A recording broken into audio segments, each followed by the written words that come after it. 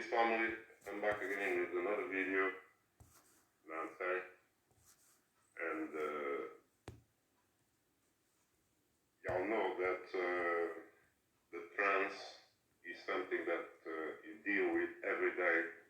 You know what I'm saying? You need to understand the state of trance and what it do to you, because it's part of you. Yeah, and they exploit this gap, they exploit this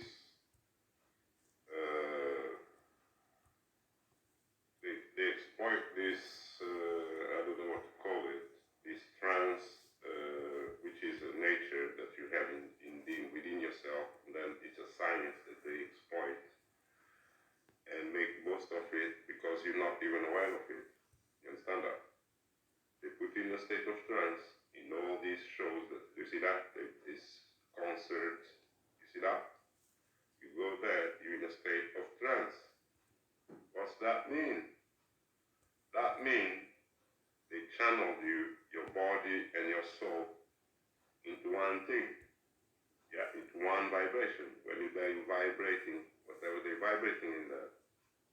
Yeah. You forget everything and you're just there in this moment. And you're in trance. Understand that? And that trance will plant other seeds into your subconscious mind. Because when you are in trance is when they can program you, you know what I'm saying? Is when they can hack your mind. Because you're not responsive to nothing. You hear everything, but you're not going to respond. You're not going to have an assessment, opinion about it. Or you're not going to, you know what I'm saying? You're not going to judge nothing. You're just going to enjoy whatever is there. The sound, the light, the vibration, the whole thing is going to just, your body is just going to absorb, your mind is going to absorb, and it's going to be stored in there with whatever subliminal messages that they cleverly insert in this thing, you know what I'm saying? Because they can have programming there to make you violent, to make you over-sexual, to make you change sex, to make you drink alcohol or take drugs. There's a lot of programming that can insert on you. Yeah, that's what you guys need to understand. That's when you are open to programming. You know what I'm saying? That's when they're gonna insert programmings on you, like, you know, all types of programming. Taking drugs, yeah, living on artificial pills and tablets and all that stuff, yeah, taking shots, all types of programming they can insert when you're in that trance mode. You are owned. They own your life. See that? How do you think they get thousands of people in a concert? Yeah. How do you think? How do you think? They have to trance them to the media, to the advertisement, to the sounds. You know what I'm saying? Especially the sounds and the images. Understand that? That's what is used the most. I hypnotize people and control them just like cattle. You see that? You can have all these millions of people out there jumping over you, jumping for your shit. You know what I'm saying? And I'm not going to play this video, but I'm just showing you, you know what I'm saying, how this works. The trance is used by religion too. It's used by anything. Yeah, see that? All in trance. Charismatic witchcraft, spiritually warfare, or PSM. See that? Shall we try to open that? See what they have there? I've never seen that, but let's just try to see if something comes up. Spiritual warfare library of PSM about this blog, so keep in touch. This is about.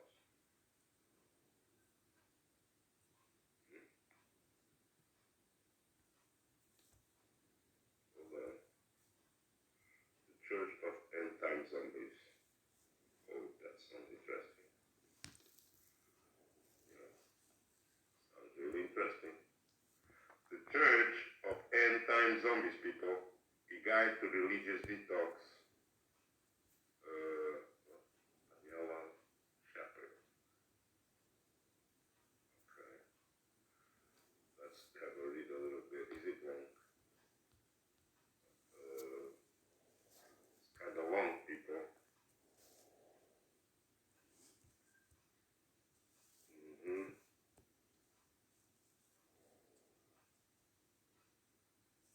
See that? We're gonna read a bit to see if it's interesting. It's always something interesting because this is about the detox of these religious boys.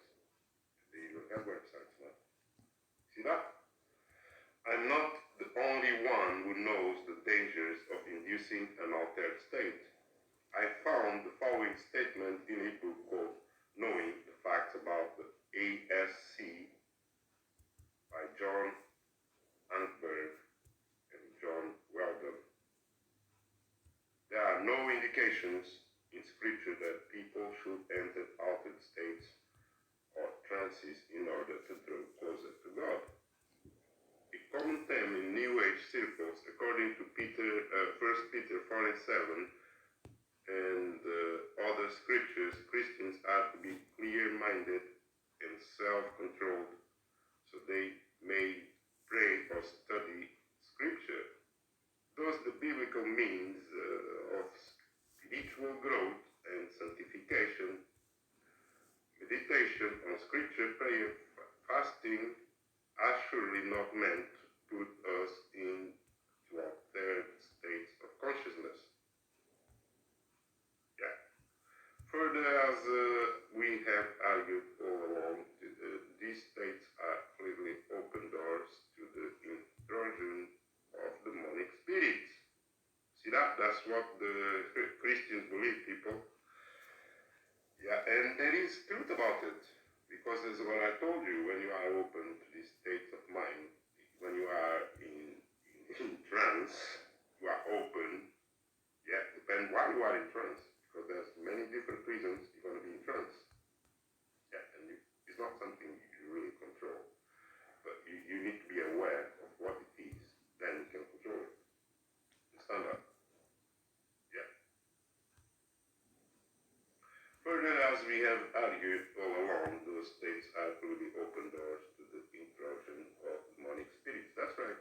Like I explained to you, when you are open in this state, depending on what you're doing, what you went to a concert, you went to a church, well, they are programming you. Yeah, whatever you went.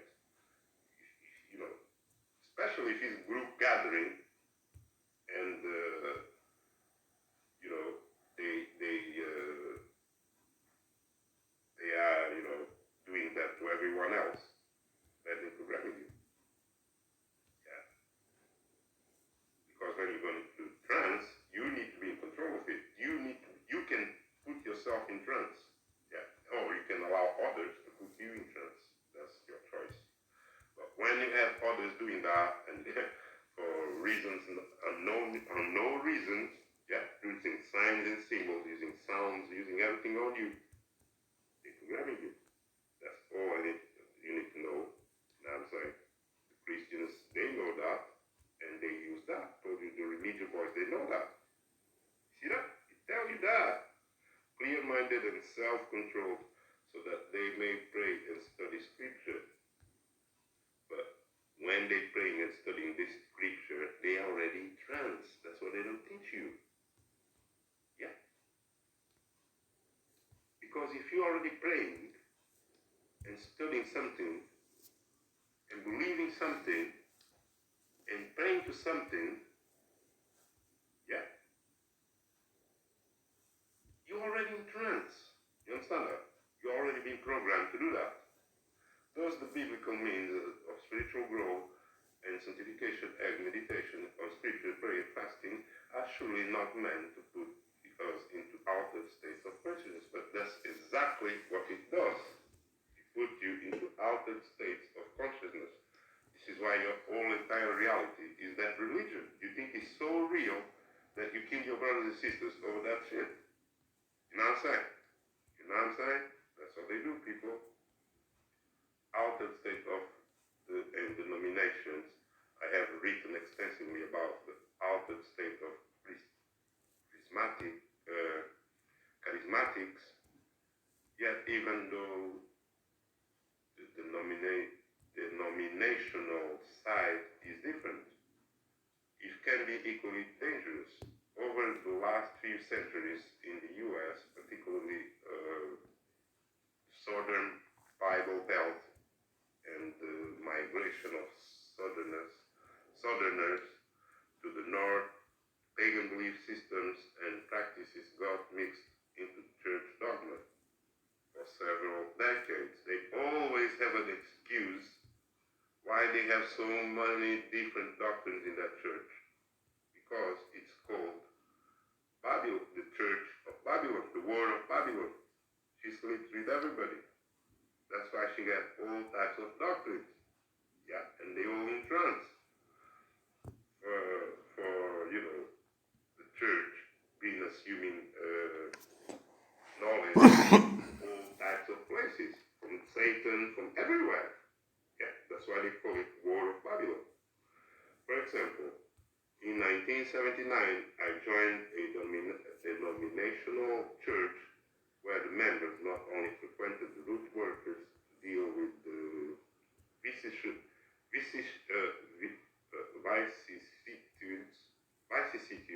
of life. I never heard this word, people. The founding pastor, a native Caribbean, was also a practicing warlock.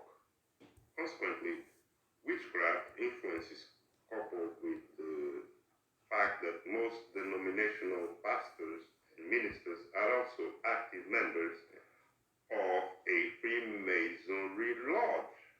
See that? Members of a Freemasonry lodge. Denominational doorways to Satan are less obvious to pinpoint. Add to this mix the Hispanic influence on religion via denominational paganism. The denominational religious experience may even equal or surpass the pagan power of the charismatic movement. See that? Look at them, people. They're shape-shifting big time. Look at these demons, people. In these places, then. See that? The Nephi's people. Wow. I have found that the affinity for repetition and the stirring up of emotional outbursts is the denominational doorway to the altered state. Personally speaking, I have seen preachers who hook that message have the charismatic capability of transforming a quiet, sedate congregation entering an emotional frenzy to working an ASC. Under the influence of the beat of the music and specific keywords within the lyrics, I have witnessed people literally go off when the soloist or the lead chorus singer repeats Jesus over and over again. It goes from Jesus to Jah. Yeah. Jesus to Jah. And then congruents start to literally fall out on over the back of the pew or jump up into the aisle and do what is called the holy dance, people. Women dressed with fashion fashionable hats, designer suits and high heels find themselves